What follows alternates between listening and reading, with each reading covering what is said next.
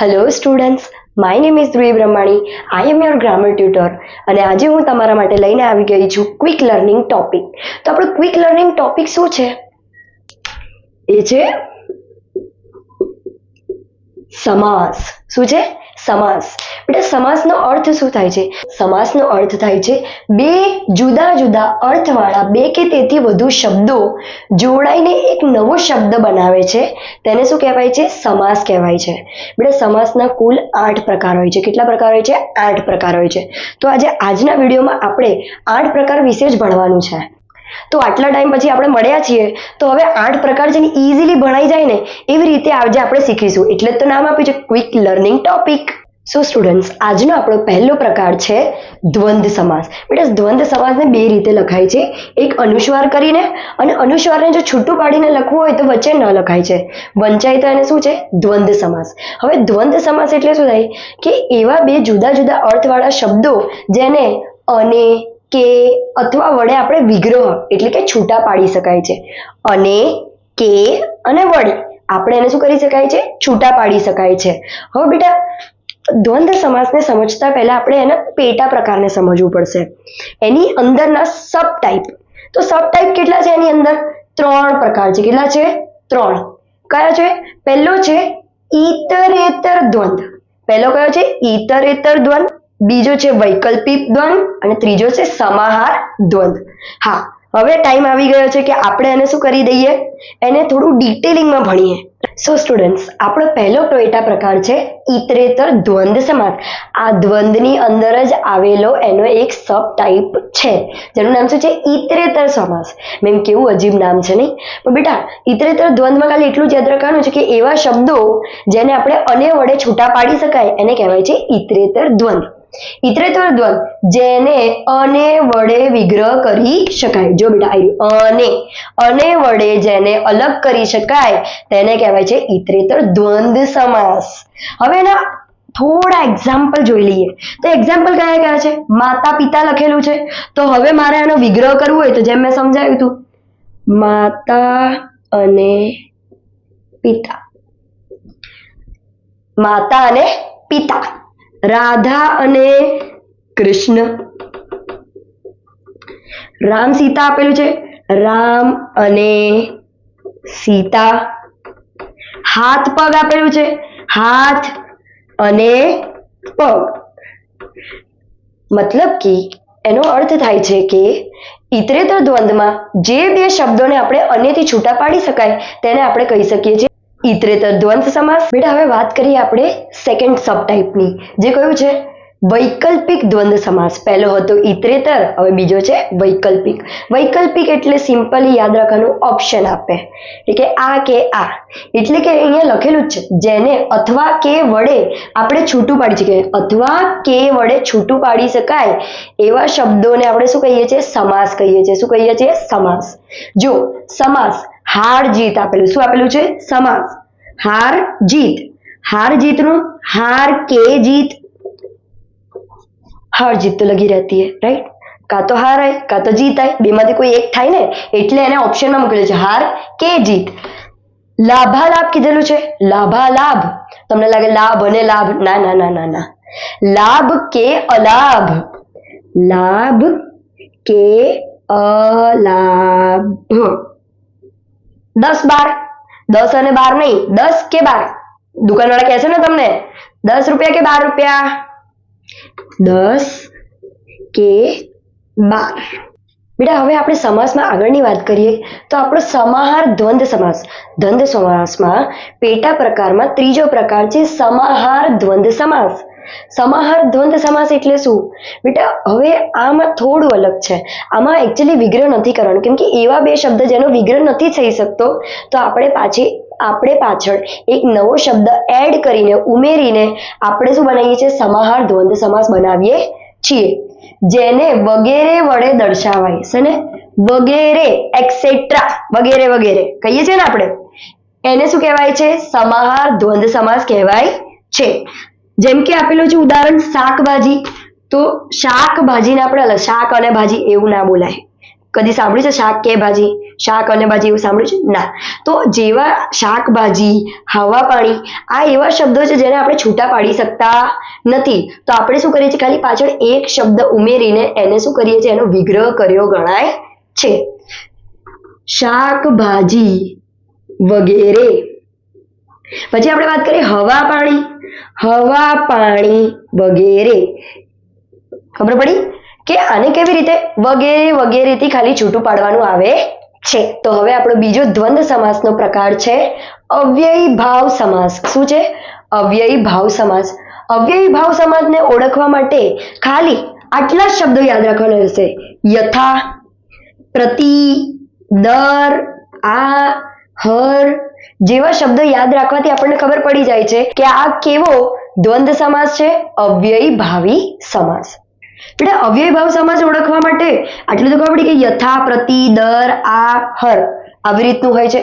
પણ મેમ એને છૂટો કઈ રીતે પડાય છે એ કોને? હા તે એ જ સમજાવું છું. ઉભા રહો. તો પહેલું છે પ્રતિવર્ષ. પ્રતિવર્ષ એટલે શું થાય? દરેક વર્ષે, રાઈટ? દર વર્ષે આવી રીતે છૂટો પડાય છે. યથાશક્તિ. એમ યથાશક્તિનો અર્થ શું થાય છે? યથાશક્તિ એટલે કે શક્તિ પ્રમાણે. શું થાય છે? શક્તિ પ્રમાણે. પછી છે આજીવન એટલે કે જીવન સુધી, આખા જીવન સુધી. જીવન સુધી, આજીવન. ઓલું ભીષ્મ પિતાએ કીધું હતું ને કે આજીવન હું મારી પ્રતિજ્ઞાનું પાલન કરીશ. બસ એ જ આજીવન. તો હવે આપણો ત્રીજો પ્રકાર શું છે? દ્વિગુ સમાસ. શું છે? દ્વિગુ સમાસ. એમાં કેવું નામ છે? દ્વિગુ સમાસ. આના પ્રત્યે ક્યાંથી યાદ રહે? દ્વિગુમાં ખાલી એટલું યાદ રાખવાનું કે આમાં શું હોય છે? સંખ્યા હોય છે. પહેલો શબ્દ પૂર્વપદ કહેવાય. પહેલા શબ્દને શું કહેવાય? પૂર્વપદ. તો એ પૂર્વપદ શું આપેલો હશે? સંખ્યા આપેલી હશે, નંબર આપેલો હશે. આ તો સૌથી ઈઝી લે, યાદ રહે કે ના રહે? તો એના થોડા ઉદાહરણ જોઈએ. ત્રિશૂળ.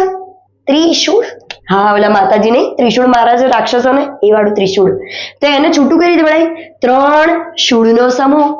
Navratri, best word. નવરાત્રી. હવે નવરાત્રી આવવાની છે ને, નવરાત્રી આવી રહી છે, બધાને એક્સાઇટમેન્ટ હશે. તો નવરાત્રીનો મતલબ શું થાય છે? નવરાતનો સમૂહ. નવરાતનો સમૂહ એટલે શું થાય છે? નવરાત્રી. દ્વિગુ સમાસની વાત કરીએ. દ્વિગુ સમાસ, મેમ દ્વિગુ વર્ડ આવી ગયો ને એક્ઝામ્પલમાં. એટલે દ્વિગુનો અર્થ થાય છે બે ગાયોનો સમૂહ. એને શું કહેવાય છે? બે ગાયોનો સમૂહ. એને શું કહેવાય છે? આપણે શેમાં ગણીએ છીએ? અને દ્વિગુ સમાસમાં ગણીએ છીએ. શેમાં? દ્વિગુ સમાસમાં. ઈઝીલી આ તો યાદ રહે નહીં? બેટા એક વસ્તુ કહી દઉં કે દ્વંદ અને દ્વિગુમાં કદી પણ કન્ફ્યુઝ થવાની જરૂર જ નથી.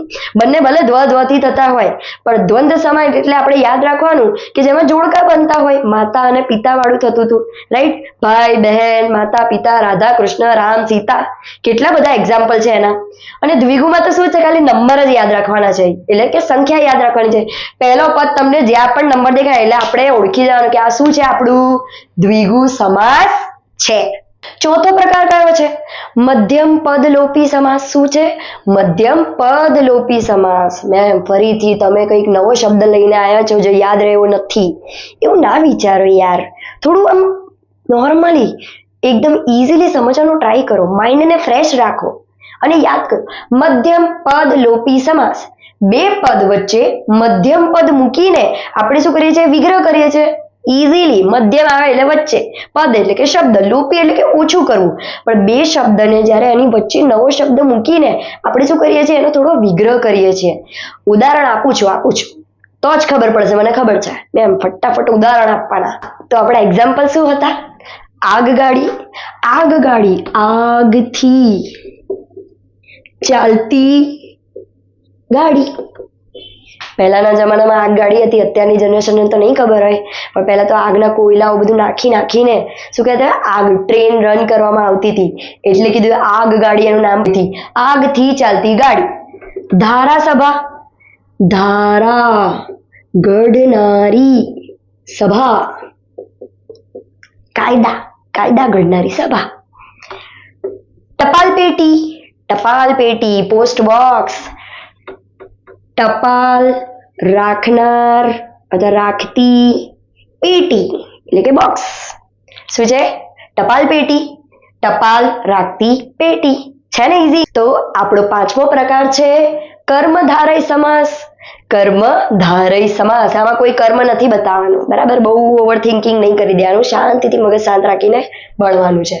હવે કર્મધારય સમાસ સમજવા માટે એટલું યાદ રાખવાનું કે પૂર્વપદ એટલે કે પહેલો શબ્દ વિશેષણ આપેલો હશે. શું આપેલો હશે? વિશેષણ.